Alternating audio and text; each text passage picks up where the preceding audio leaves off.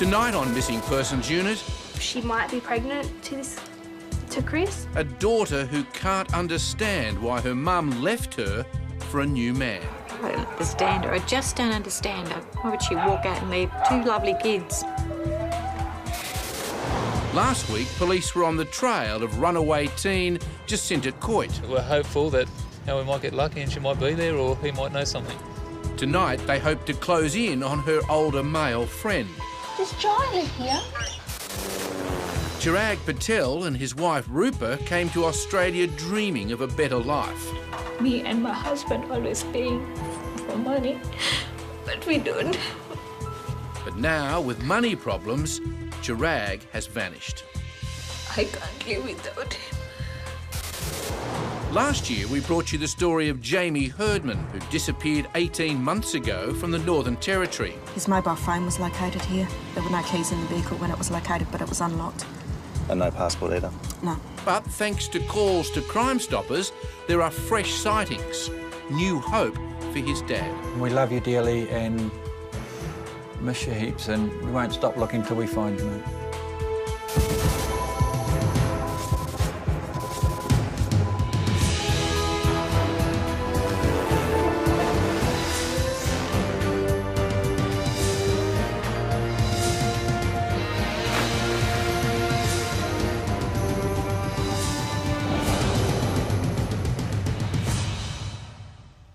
Hi and welcome to Missing Persons Unit. Apart from those who vanish, if there's any one overall group that suffers most, it has to be parents. Just ask those of the 20,000 teenagers who disappear every year, or the ones who wake up every morning of their lives wondering where their child is. Not all, but most parents will do anything for their children. In this next episode, you'll meet three sets of parents who, when it comes to bringing up their children, all do it very differently.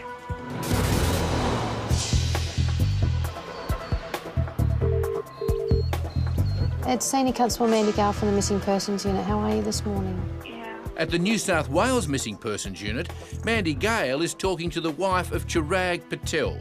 31-year-old Chirag is a university student and part-time cook who went missing 48 hours ago. Can you just tell me what's happened over the last couple of days? He's worried about money. Okay. Because we're paying for uni fees. What is he studying at? In a cookery. When he you last saw him on Monday? Yeah, on Monday, 11:30. Yeah. He wants some money. Yeah. And I said, yesterday you already take $60. Why you always tell me, give me money like that? And he said, okay, I don't want money. And he just left to house. That was on Monday? Yeah, but I don't know. I think he's very depressed for fees. So his uni fees are now overdue? Yeah. Yeah, okay. Okay. If we meet you at Cogra and we can sit down and we'll have a chat and see if we can come up with some places he may have gone. Just some places we can check. Okay. Okay? Okay, thank you. You take care and we'll see you then, okay? Okay, thank you. All right then, ta-da. Bye.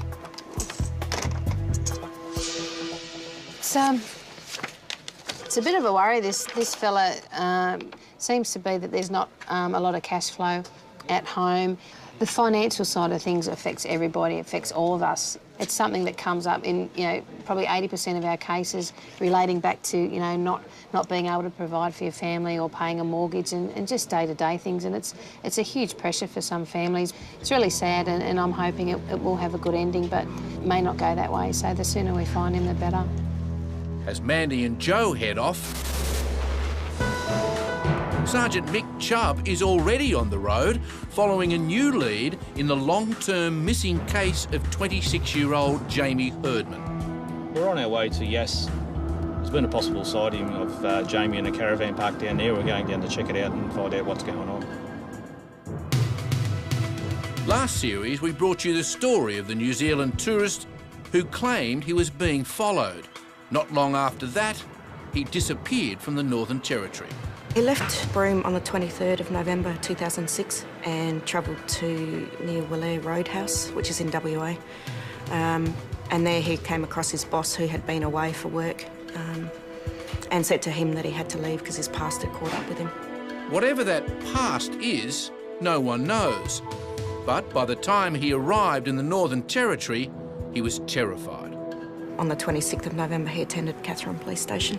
He believed he was being followed by some New Zealand Black Power gang members. Later that day, Jamie's van was found abandoned near a truck stop here at Daly Waters, 300 kilometres from Katherine. His mobile phone was located here. There were no keys in the vehicle when it was located, but it was unlocked. And no passport either? No, no. The investigations continued, but with no real leads. That was until several separate sightings here in Yass in country New South Wales, 3,000 kilometres away. One woman saw Jamie a few weeks ago. She recognised him from our last series. It was then she called Crime Stoppers. I'm Sergeant Mitchell from Police Missing Persons. How are you going? I'm good, thanks, Mick. How are you? Good. Just making some inquiries about a fellow who's missing from the Northern Territory. Yes. And we believe he may have stayed at the caravan park in the last couple of months. I do remember a Jamie and coming in here with another 2 people. There was 2 that slept in the vehicle and 1 that was in a tent beside the car. That correlates with some other information we've got as well. Oh, really? Yeah. Oh, fantastic. Other sightings could mean a breakthrough. It's a promising lead. So Mick heads into town to see if anyone else has seen Jamie. Meanwhile, Mandy and Joe have arrived here at Kogarah Police Station to interview Chirag Patel's distressed wife, Rupa. I'm Mandy. I spoke to you on the phone. This is Joanne. Hi, how are you? Okay, we'll just sit down. We'll just have a chat with you. As far as his work's concerned, did he have friends where he was working? Yeah, but I don't know anything because sometimes I ask him and he said, don't interfere. Yeah. That's why. That's okay. Because I'm just trying to think of some places he may go. I'm thinking if he had some close friends that maybe he'd go to their house or they'd let him stay there for a couple of days. No, no. Nothing like that? You don't think he'd do that? Okay. I think he's going in a club. What club do you think he would? RSL club. Rockdale? RSL Yeah, club? Rockdale. Rockdale RSL. Do you have children? Yeah, but not here in India.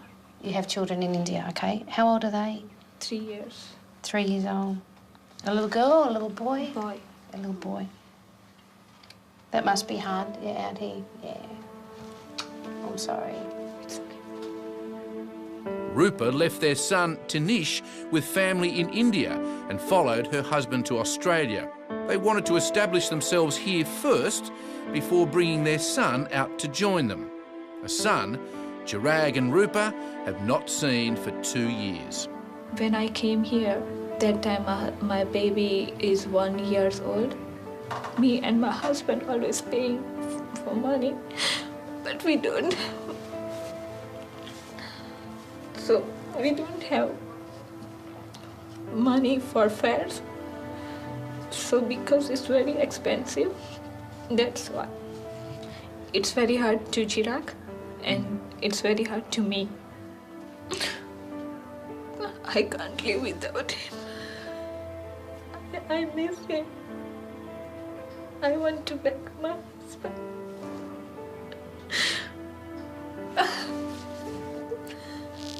I want to go back to India with my husband.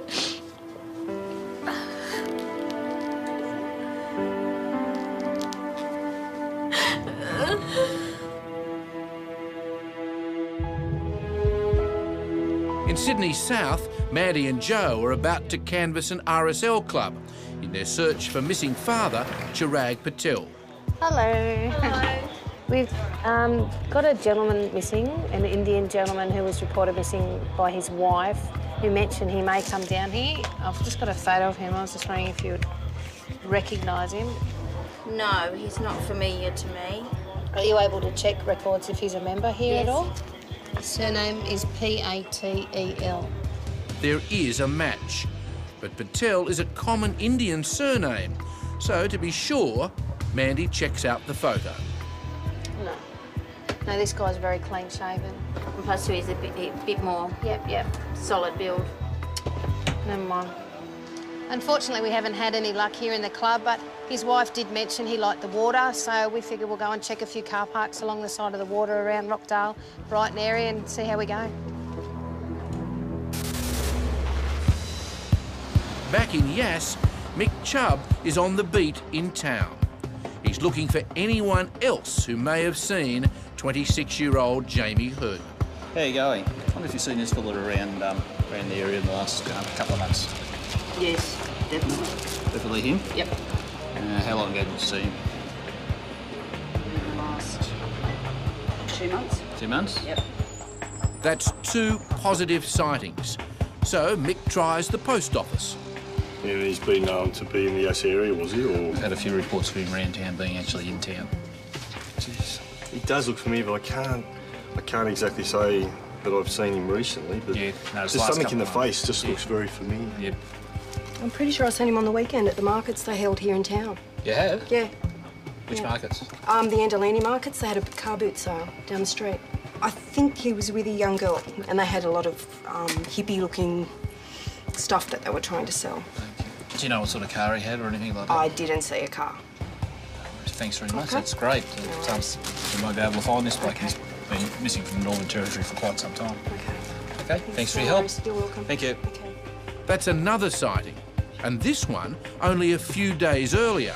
The mystery man is either a dead ringer for Jamie, or after 18 months, Jamie is about to be found. Be great news for his family if we can find him, and find him today.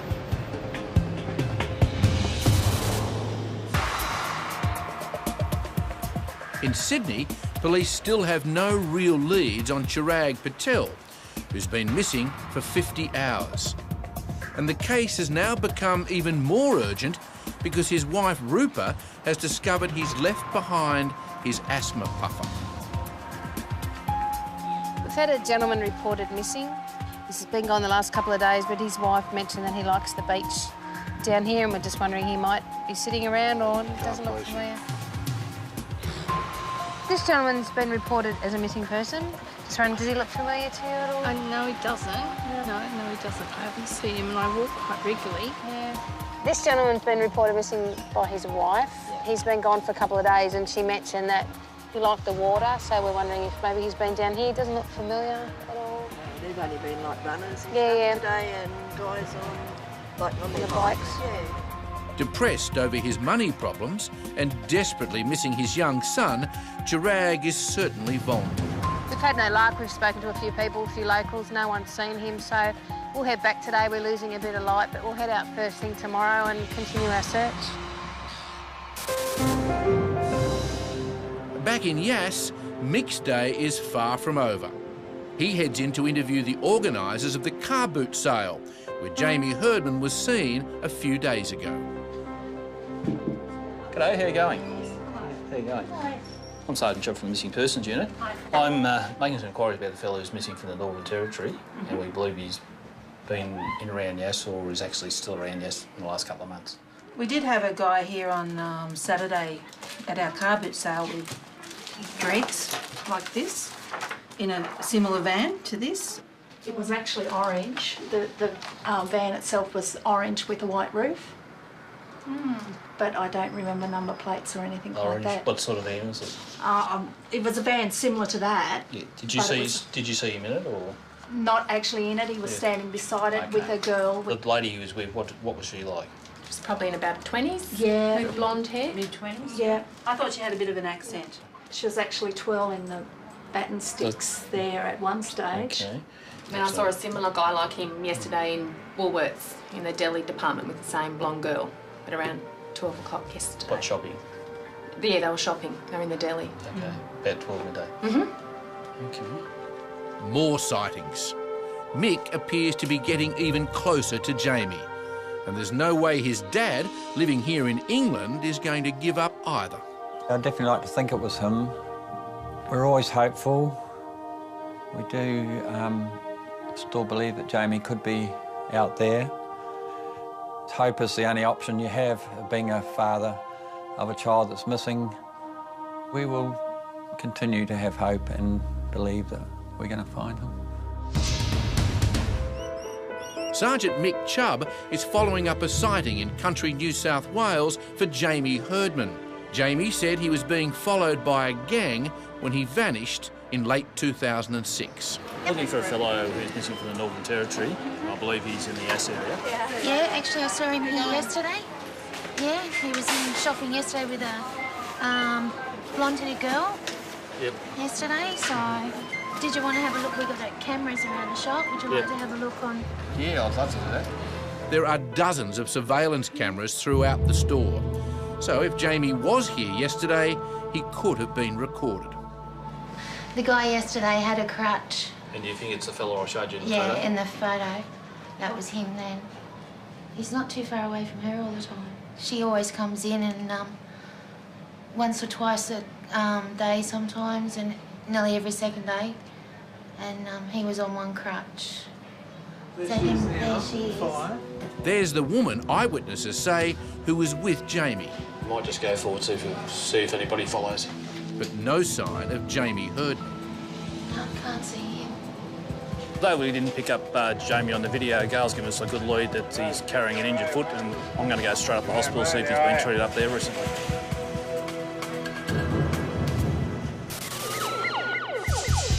Last week, we profiled the case of 15-year-old Jacinta Coit, who wagged school and then vanished. It's very concerning that a 15-year-old girl is out on the streets. We don't know where she's staying. We don't know if she's staying with friends or just living on the street, so she's quite vulnerable at that age, so we want to make sure we find her as soon as possible to make sure she's not at risk. Particularly vulnerable when police discovered the 15-year-old has been posing as a 21-year-old in internet chat rooms. This is her now. And how long ago was this taken, Em? This was not that long ago, was it? No, it was your first got a haircut. She was like a bit older than 15, didn't she? So, worried that Jacinta had fallen in with much older males, police tried her mobile again. Hello, is that Jacinta? Yeah, who's this? Yeah, Phil Green from the Missing Persons Unit. Where are you at the moment? No, didn't go very good. That's the first time I heard a voice in 3 days. So today... Hello? Hello, I was wondering if I could speak with Chloe, please. Phil is now on the phone to one of Jacinta's friends, who may know where she is. She met these guys on the train, ended up jigging, and they went to Macquarie Fields. Do you know roughly around Macquarie Fields where they might be? Like near the train station. Okay. Yeah. We've been trying to track down these, her boyfriend and another friend. Do you know the names of these two boys? No, but I think it is Anthony and Jai. Do you know their surnames? No.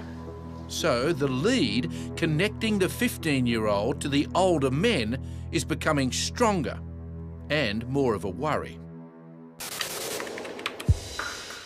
Back in the search for 26-year-old Jamie Herdman... Making some inquiries about a fellow who believes in Yass, and we believe he might have had some treatment here in the last couple of days for an injury. Mick has been told the man identified as Jamie has an injured leg. So he's at Yass Hospital, making inquiries here. I'll just look on the computer to see if there's a record. He may have been in company with a blonde-haired woman, possibly German or European. Right. And we believe she's a local lady here. There's a female round about that date of birth, but no male, I'm That's sorry. fine. Look, can I leave one of these posters here? Yes, certainly. Just in case this fella comes in. Just ring the number down the bottom if he does turn up. He's not in any trouble. He hasn't committed any offences. It's just a concern for his welfare. That's fine, no problem at all. Okay, thank you. Thank you very much. Bye. Bye-bye. So Mick heads over to the police station where he's meeting with a local reporter who's writing a story about Jamie's disappearance. He was last seen in Daly Waters in Northern Territory. He's abandoned his van. We've seen hitchhiking out of town. Hasn't been seen since. We've got a number of calls indicating that he's been along the Hume Highway here. And one of the biggest indicators was he was in Yass. As a result of that, we've been to a number of businesses around town and said, yes, I recognise this fella, he's in town. Last sighting was yesterday at the local supermarket. Yep. I believe he's still here in the local area. Police know they have to be close, and any publicity could break the case. In Phil and Faye's search for teenager Jacinta Coit, police have arrived at Macquarie Fields train station. have a quick look up here, please.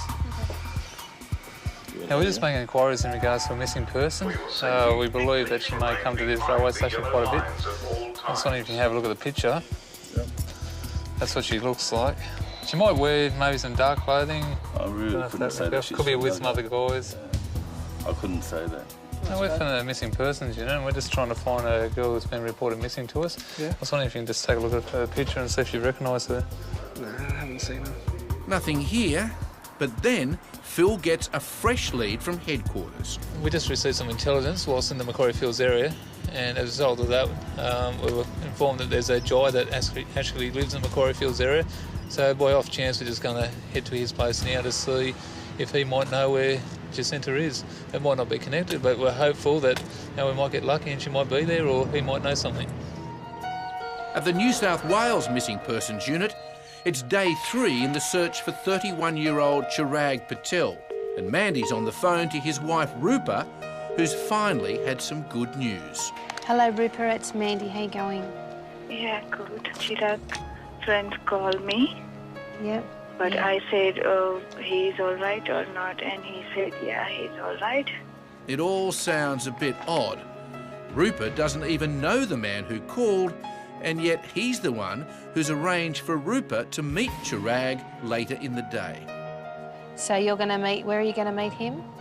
Yeah, I will going to at Maryland. Yeah. So when I meet Chirag, and then I call you later. Do you want us to come and get you and take you to Maryland? No. You're okay? Yeah, I'm okay. Right.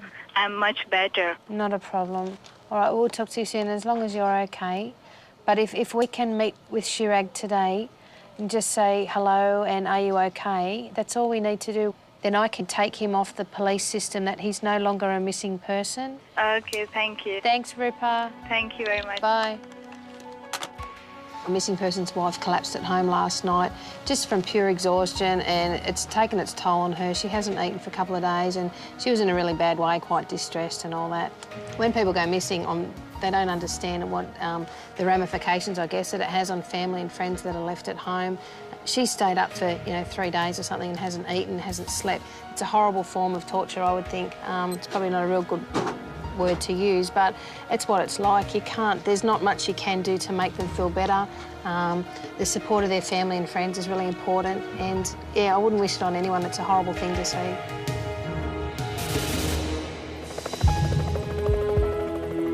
Across town, in the hunt for Jacinta Coit, Phil and Faye have arrived at the home where Jacinta may be living with one of the older men, Jai. Sorry to bother you. Does Jai live here? Yeah, he's not in any trouble. What we're doing is we're investigating a missing person report of a young girl named Jacinta Coit.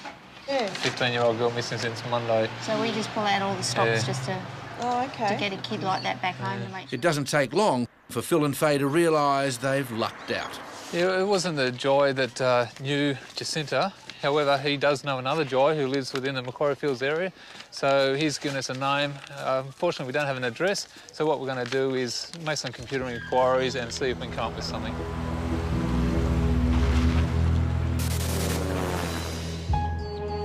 At Sydney's Missing Persons Unit, Oh, look at you, Smiley. after being gone for 3 days, Chirag Patel is back with his relieved wife, Rupa. Look at you.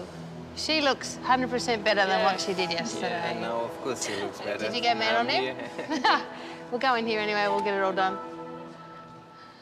Okay, so you're okay with all your asthma and all that? You didn't... Yeah, it's okay. Thanks to the guy who helped me. Well, yeah, what happened? He... Just when I break down on the road, Yeah. I tried to ring, but nobody could be. Battery keep blowing, battery low. Wow. Search around for taxi and I think nothing, nobody coming. And it was, midnight, and so I just knocked one door and I thought that I'm feeling that I was going to have an asthma attack. So he said, what do you want? I said, it could be if you I don't have any money, if you could lend me $10, $20. He just helped me and took me to the chemist. We grabbed one. And He told me if you want to sleep to my house, you're welcome to do that. Wow. And you didn't know this person? Yeah, I didn't know, just unknown. It's all a bit hard to believe, and yet Rupa still isn't asking questions. She's just happy to have him back home. When I first time I see my husband and I feel, oh, thanks God, and thanks to all the people who helped me. We couldn't hope for a better result. Like, it went a lot better than what we thought it would. His story, well, that's up for them to talk about and sort out, but as far as we're concerned, he's located and that's where it finishes for us. Joe has had to race back upstairs in the breaking case of 38-year-old single mum of two, Tracy Dakich. Hello. Hello, is that Claire? Yes, it is. She's talking to Tracy's 16-year-old daughter, Claire. Her mum disappeared 3 days ago without one word. When was the last time you spoke to her? But my nan received a text message from a number that we suspect to be her boyfriend's number at about 9:15 on Sunday night, saying that she was staying at his house for the night. But the text message that was wrote, it wasn't wrote in my mum's form of writing. So this person that she was going to see, do you know who that is? I don't have very much detail on him, but yes, I do know of him. Okay. How long has your mum known him for? On and off for about the past year and a half. Okay. And where does she work? She works for the Salvation Army in Ingleburn. And have you spoken to them today? No, I haven't spoken to them today. We'll get some more information of you. We're going to come out and see you at home. Okay then, thank you. Okay. Bye-bye. It's unusual because it's a 16-year-old girl reporting her mother missing. She's been missing 3 days now, and she normally does. She'll keep in contact with them.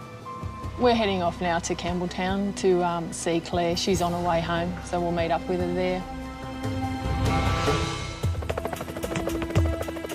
In the search for missing mum Tracy Dakich, Joe and Dan are on their way to meet Tracy's two teenage children, Claire and Ben. I'm hoping to get more information on the person that she went to see on Sunday and maybe any other friends that the missing person may have. Tracy is on the dole, so she and her two children live at her mum's house. But with the grandmother at work, the children are left to deal with the family crisis on their own. G'day, Dan Walker. How are you? How are you? Okay, do you mind if we come in and we'll ask you some questions about your mum? This boyfriend, you said you've known him for 1.5 years. I've met him about 3 or 4 times. She claims to have known him for about 1.5 years, on and off. Oh, okay. And do you know any other information about him, where he lives or how she met him? She met him down at the RSL club. Yeah. She went there every weekend for about, how long was it? I don't know, a few months maybe. Explain to me a bit of background to her, like her leaving on Sunday and her going missing. My mum was sick on Saturday. She couldn't get out of bed. Yep. Then sporadically Chris turns up the next day. He told Mum to come over to Ingleburn because he had got a new house over there. Yep. And my mum left with him. It seems there's no love lost between the teenagers and their mum's boyfriend. Me and Chris don't get along. Okay. And she tries to talk about it. Yep. And she doesn't get very far with it because me and Ben just don't want to hear it. I try to get along with him just to make her happy, but I don't really like the guy He's either. one of those people that like are really shady. Yep. Like he doesn't let new people in, and there's just something not right about him. Okay. But if Claire and Ben are worried their mum has run off with the boyfriend, things could get a lot more complicated. We've been told by friends and friends of hers that she might be pregnant to Chris. Okay. But we're not 100% positive. We're just going off what people have said. Yep.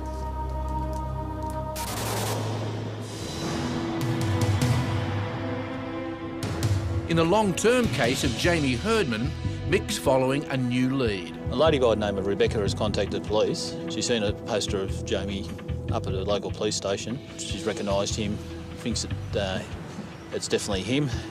supposed to be around the Carrying Bar, Sutherland, Cronulla area.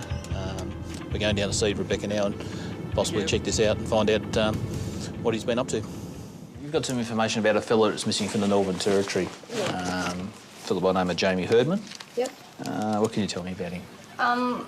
Well, like I told the police earlier, I was walking past to go to the doctors and I saw the notice board and I saw... This is at the police station, was it? Yeah, that Cogra police station. First instinct was, that guy's not missing because I've seen him around Carrying Bar. Yeah, whereabouts have you seen this fella? Once it was, actually a couple of times it was at Carrying Bar pub. When did you last see him there? Last seen him would have been about 8 weeks ago. Does that look like him? Yeah, definitely. Has he still got the beard and the moustache? He doesn't have the beard or the moustache. He's clean shaven. He didn't look like anything out of ordinary. He just looked like a normal, happy bloke living life to the full. So. Look, it's quite possible he doesn't know he's reported missing too. Yeah. If it is this fella too. No worries, thanks very much for that, Rebecca. No worries. Okay. Thanks, Rebecca. Okay. Thank you, guys. Rebecca's supplied us some credible information towards this case. We're going down to the Carrying Bar Inn now and see if we can have a look for this fellow who's possibly Jamie and see if we can track him down.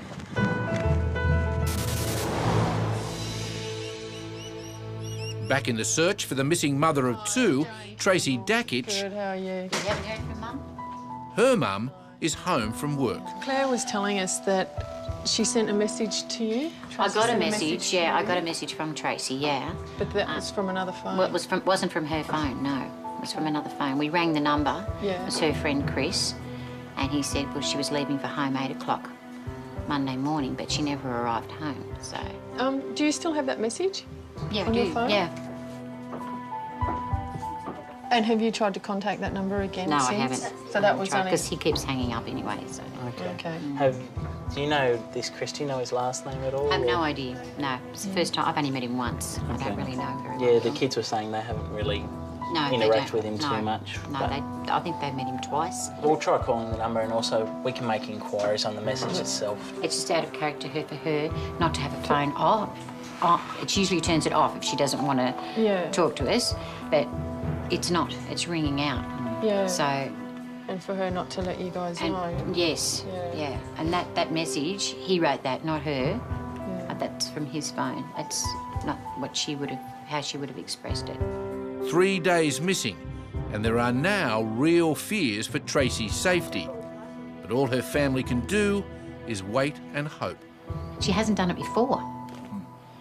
Yeah, she stayed overnight, but not this long. She hasn't been away this long before. So, no, I just don't know what's going on with her. Across the city... Hey guys, how you going?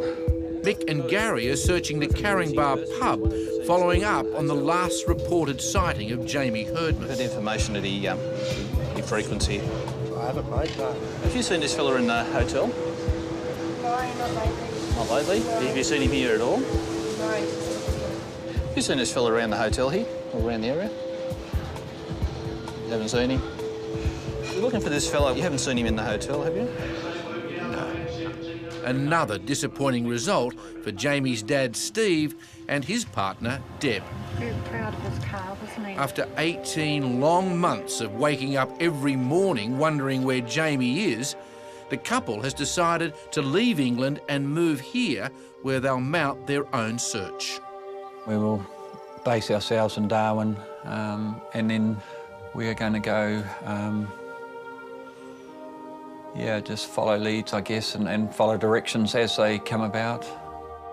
15,000 kilometres is a long way to go, but it's nothing if it means finding his son.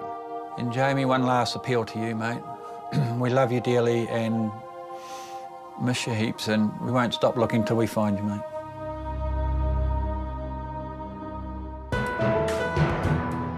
In the case of runaway mum Tracy Dakich, Joe is calling her work in case Tracy has turned up there. Okay, I'm just calling in relation to Tracy Darcich. Apparently she's working there for work for the dole.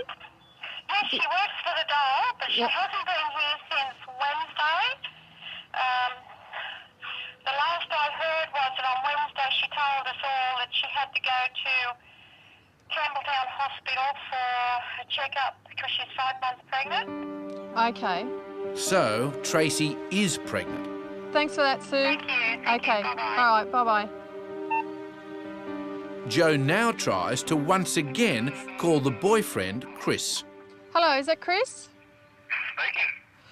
Chris, it's Joanne Campbell from the Missing Persons Unit. I just want to let you... Oh, fair dinkum, this is over Tracy, isn't it? Yeah, this is over Tracy. She's been reported missing. And... No, she has. Her mother's psychotic. Sorry? She's a 38-year-old woman, for God's sake, can't even look at her life without a mother ringing the police. Yeah, but it wasn't her mother, it was her 16-year-old daughter. She's really worried about her and her son. I don't want my address given to her children. No, that's fine. That's fine. If you want to send police around to check she's okay, that's fine, okay? Well, that's fine. If Tracy doesn't want the kids to know where she is, that's fine as well. But we'll let them know that she's safe, and yeah, we won't give them the address. Thanking you very much. Thanks, Chris. All right, bye, mate. Okay, bye-bye. We do get conflicting stories a lot. Obviously, she just wants to be left alone and doesn't want the kids to know where she is. And we'll go around to the address that we've been given by Chris. Hopefully Tracy will be there and we'll speak to her.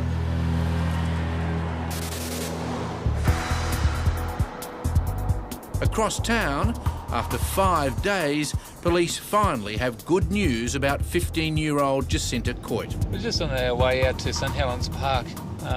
Missing person Jacinta Coit, who was missing most of last week. We got the information that she returned over the weekend, so we're just going out there to have a talk to her and see what the circumstances of her disappearance was. Okay, so what happened? Why did you go missing?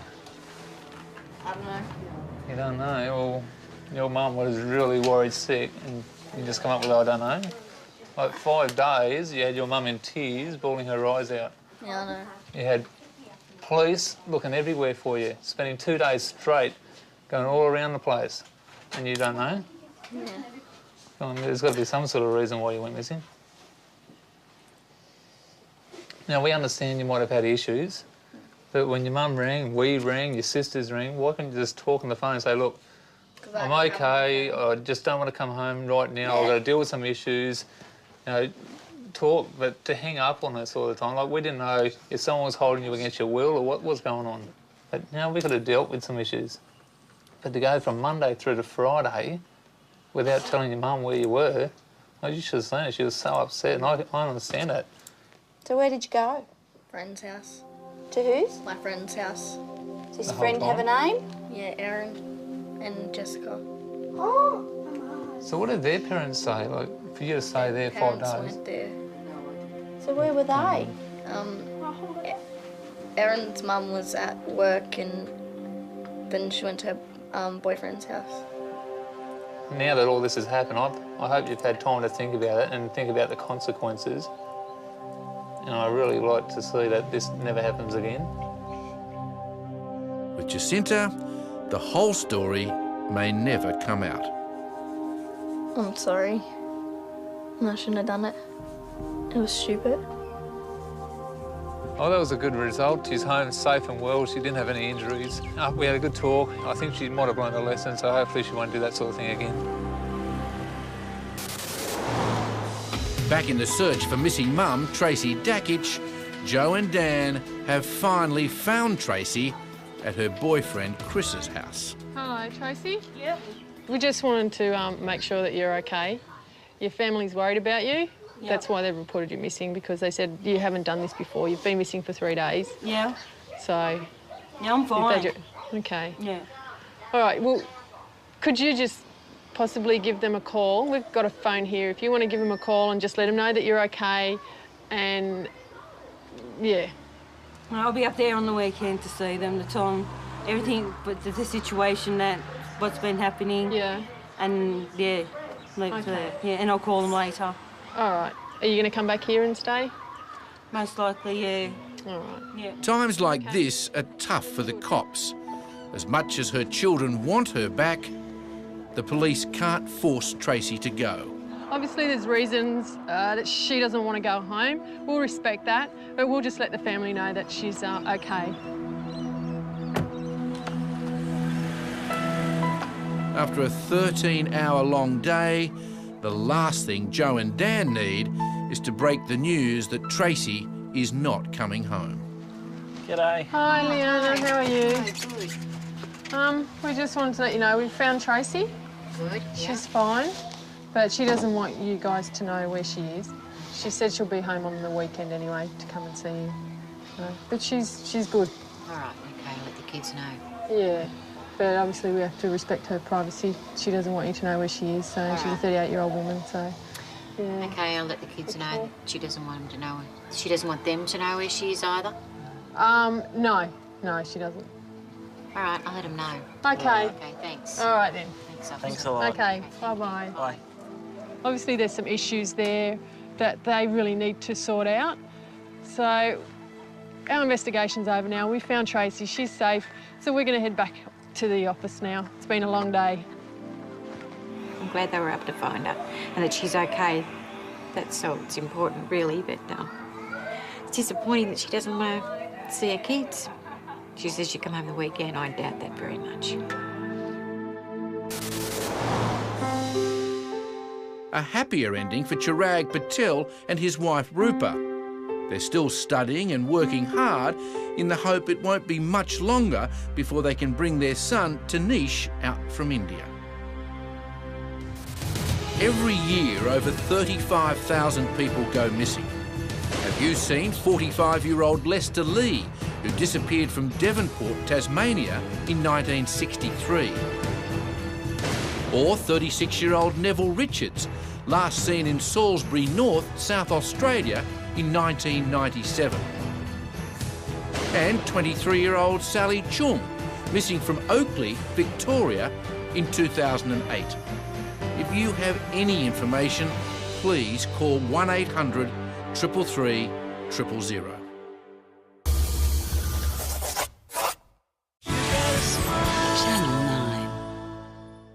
Chubb is already on the road following a new lead in the long-term missing case of 26-year-old Jamie Herdman. We're on our way to Yass. There's been a possible sighting of Jamie in a caravan park down there. We're going down to check it out and find out what's going on. Last series, we brought you the story of the New Zealand tourist who claimed he was being followed. Not long after that, he disappeared from the Northern Territory. He left Broome on the 23rd of November 2006 and travelled to near Willair Roadhouse, which is in WA. And there he came across his boss who had been away for work and said to him that he had to leave because his past had caught up with him. Whatever that past is, no one knows. But by the time he arrived in the Northern Territory, he was terrified. On the 26th of November, he attended Katherine Police Station. He believed he was being followed by some New Zealand Black Power gang members. Later that day, Jamie's van was found abandoned near a truck stop here at Daly Waters, 300 kilometres from Katherine. His mobile phone was located here. There were no keys in the vehicle when it was located, but it was unlocked. And no passport either? No. The investigations continued, but with no real leads.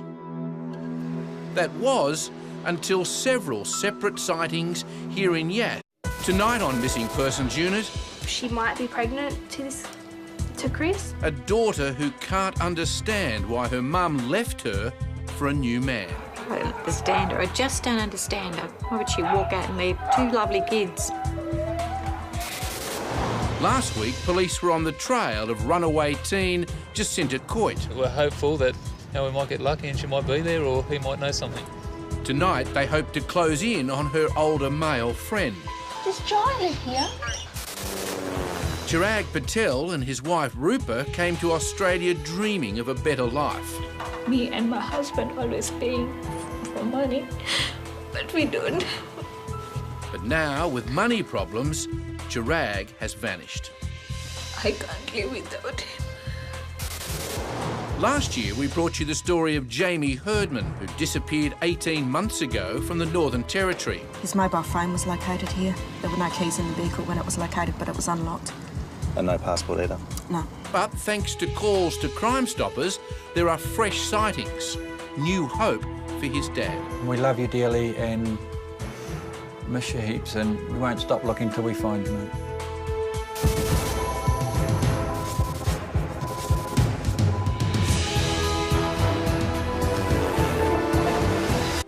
Yeah, on Monday, 11:30. Yeah. He wants some money. Yeah. And I said, yesterday you already take $60. Why you always tell me, give me money like that? And he said, okay, I don't want money. And he just left to house. That was on Monday. Yeah, but I don't know. I think he's very depressed for fees. So his uni fees are now overdue? Yeah. Yeah, okay. Okay. If we meet you at Cogra and we can sit down and we'll have a chat and see if we can come up with some places he may have gone. Just some places we can check. Okay. Okay? Okay, thank you. You take care and we'll see you then, okay? Okay, thank you. All right then, ta-da. Bye.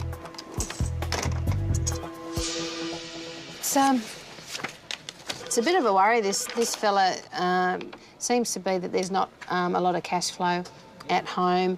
The financial side of things affects everybody, affects all of us. It's something that comes up in, probably 80% of our cases relating back to, not being able to provide for your family or paying a mortgage and just day-to-day things. And it's a huge pressure for some families. It's really sad and I'm hoping it will have a good ending, but it may not go that way. So the sooner we find him, the better. As Mandy and Joe head off, Sergeant Mick's in country New South Wales, 3,000 kilometres away. One woman saw Jamie a few weeks ago. She recognised him from our last series. It was then she called Crime Stoppers. I'm Sergeant Mick, Joe from Police Missing Persons. How are you going? I'm good, thanks, Mick. How are you? Good. Just making some inquiries about a fellow who's missing from the Northern Territory. Yes. And we believe he may have stayed at the caravan park in the last couple of months. I do remember a Jamie and coming in here with another 2 people. There was 2 that slept in the vehicle and 1 that was in a tent beside the car. That correlates with some other information we've got as well. Oh, really? Yeah. Oh, fantastic. Other sightings could mean a breakthrough.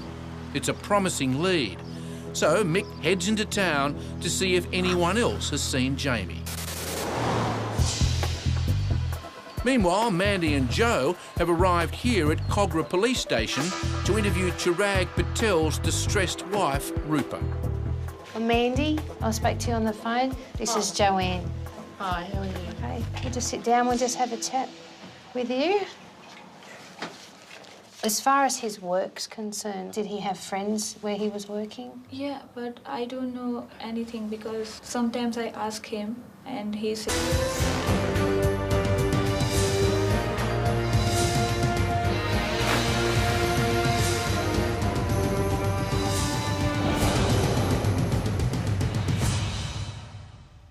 Hi and welcome to Missing Persons Unit.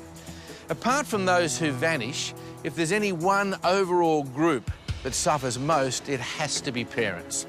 Just ask those of the 20,000 teenagers who disappear every year, or the ones who wake up every morning of their lives wondering where their child is.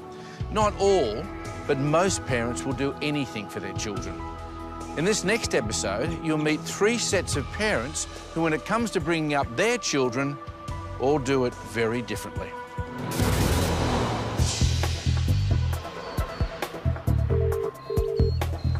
It's Senior Constable Mandy Gale from the Missing Persons Unit. How are you this morning? At the New South Wales Missing Persons Unit, Mandy Gale is talking to the wife of Chirag Patel. 31-year-old Chirag is a university student and part-time cook who went missing 48 hours ago. Can you just tell me what's happened over the last couple of days? He's worried about money. Okay. Because we're paying for uni fees. What is he studying at? In uni? a cookery. When he last saw him on Monday?